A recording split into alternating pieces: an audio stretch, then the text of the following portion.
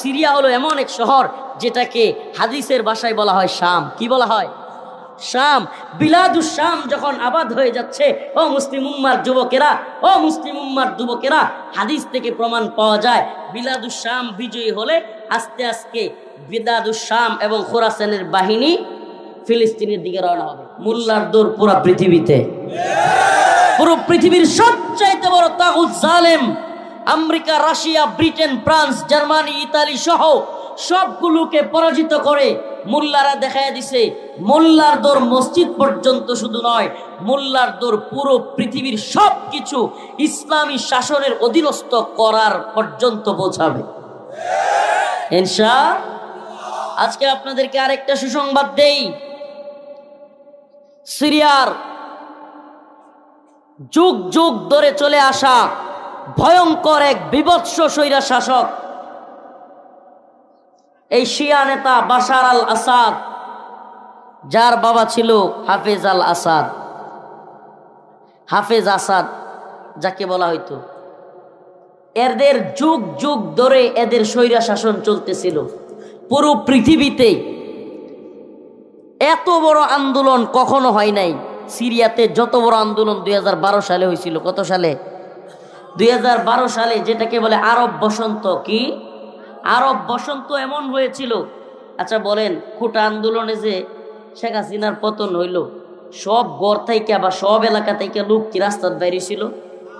সত্যি কইবেন? লাগছে। কিন্তু আরব বসন্তে সিরিয়ায় 2012 সালে এমন কোনো এলাকা ছিল না, এমন কোনো রাস্তা ছিল না যেটা বাশার আল আসাদের বিরুদ্ধে জনগণ দখল করে নাই। এমন কোনো রাস্তা ছিল না। গোটা আরব একত্রে জেগে উঠছিল। এরপরেও সমস্ত মানুষ রাস্তায় আসার পরেও এই বাশার আল আসাদ ক্ষমতা ছাড়ে নাই। উল্টা সেনাবাহিনী দিয়া প্রতিদিন শত শত মানুষকে গুলি কইরা পাখির মতো রাস্তায় শোয়া দিয়া সে এখন পর্যন্ত ক্ষমতায় ছিল।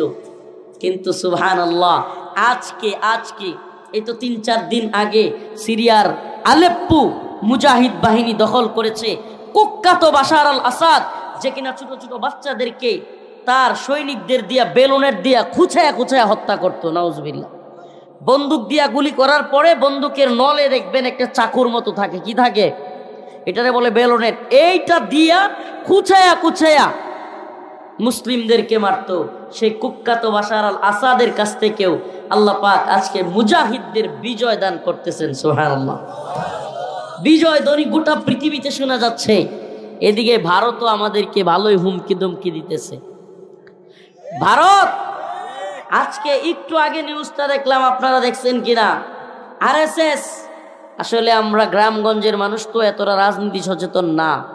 আরএসএস হলো ভারতের সবচাইতে ভয়ঙ্কর এবং হিংস্র একটা দল। আরএসএস হলো ভারতের সবচাইতে পাওয়ারফুল এবং ক্ষমতাসীন একটা সংগঠন।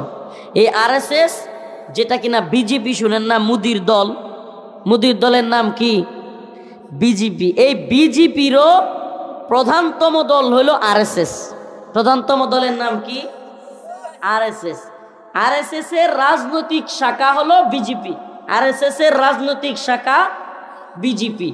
এই বিজেপির প্রধানতম দল যেটা আরএসএস, সেই আরএসএস আজকে ঘোষণা দিয়েছে তারা কি বাংলাদেশ দূতাবাস ঘেরাও করবে।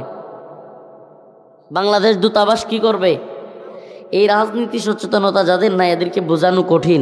একটা দেশের প্রধানতম দূতাবাস ঘেরাও করা, সেখানে আক্রমণ করা মানে হলো সে দেশের সাথে অনেকটা যুদ্ধ ঘোষণা করা।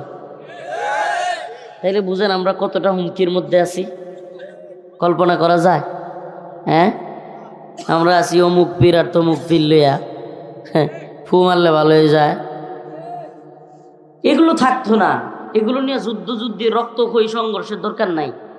এগুলো বন্ডামি, গান বাজনা, মাদক, এটা সেটা, এগুলো এমনিতেই আল্লাহ পাক কোরআনে বলছেন, ইযা জাআ নাসরুল্লাহি ওয়াল ফাth ওয়া রাআইতান নাসা ইয়াদখুলুনা ফি দীনিল্লাহি আফওয়াজা। আল্লাহ রাব্বুল আলামিন বলেন, আল্লাহর পক্ষ থেকে যখন সাহায্য চলে আসবে, এবং বিজয় মুসলমানদের হয়ে যাবে, তখন আর কোনো ধরনের আপনাকে কাউকে বুঝাইতে হবে না, আপনি আল্লাহ প্রদত্তভাবে আল্লাহ বলেন ওয়ারাআইতান নাস ইয়াদখুলুনা ফি দীনিল্লাহি আফওয়াজা।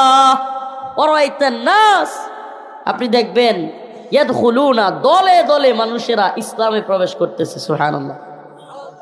আফগানিস্তানে মাজারা ছিল না, বন্ডপীর ছিল না, এখন যায় দেখেন একটারে হুইজা পান কিনা, ভাঙতে হয় না, এগুলো সব এমনিই পালাইছে।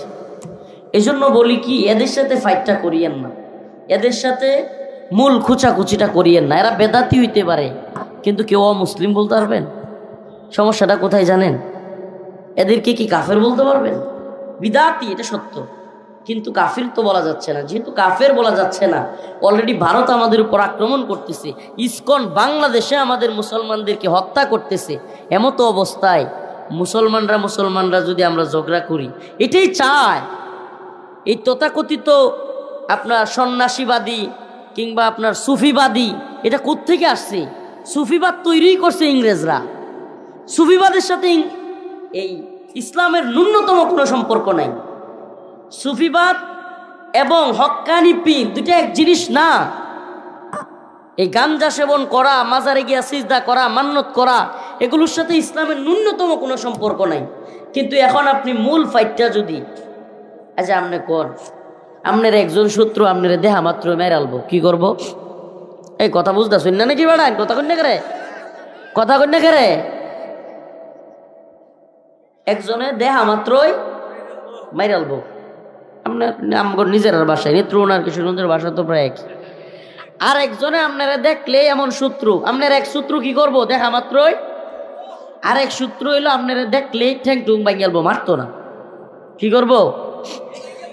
আর একজন শত্রু হইলো আপনারা দেখলে ঠ্যাং ভাঙতো না, মারতো না, কিন্তু কথা বুক বুক করবো কুত্তার মতো, কি করবো? শত্রু কিন্তু তিনোটাই, শত্রু কিন্তু কথা কয় না। একজন কি আরেকজন ঠ্যাং টু, আরেকজন দম গাইব, একটু বক বক করবো। এখন আপনি কোন আপনার ফোকাস, আপনার সময় কার পিছনে ব্যয় হবে? অর্থাৎ কার থেকে বাঁচার জন্য আপনি আগে চেষ্টা করবেন? যে আপনার দমক দিব, যে আপনার ঠ্যাং ভাঙবো, না আপনারা যে দেখলি মেরে ফেলবে? বুদ্ধিমান যে, সে কি করবে? কোন শত্রুর বিরুদ্ধে লাগবে? হ্যাঁ, যে মাইরালবো, এটারে যদি আমরা খাইত করে বলতে, যেটা দমক দিব এটা এফাও ধরবো। এই কথাটা বুঝাইতেছি? যে শত্রু আপনারা দেখা মাত্রই কি করব? মেরে ফেলবে। ওইটারও যদি আমরা কাইত করে লাইতারুন, তাইলে এমনিতেই যে আপনারা দেখলেই গেও গেও করবো, হাবি এটা হিটা করবো, এটি দেখবেন এমনি হওয়া ধরবো। কথা বুঝছেন তো? আরো গভীরে যেন ধরার আছে। হ্যাঁ, আপনি তালেবানের দিকে তাকায় দেখেন, আফগানিস্তানের দিকে। আফগানিস্তানের তালেবানের নাম শুনেন নাই? শুনছেন? আচ্ছা, আমেরিকা কিংবা ফ্রান্স, ব্রিটেন, জার্মানি, রাশিয়া, এদের সৈন্য কি তালেবানের চাইতে কম ছিল না বেশি? সৈন্য সংখ্যা কম না বেশি? এরপরে কামান কম ছিল না বেশি? বিমান কম ছিল না বেশি?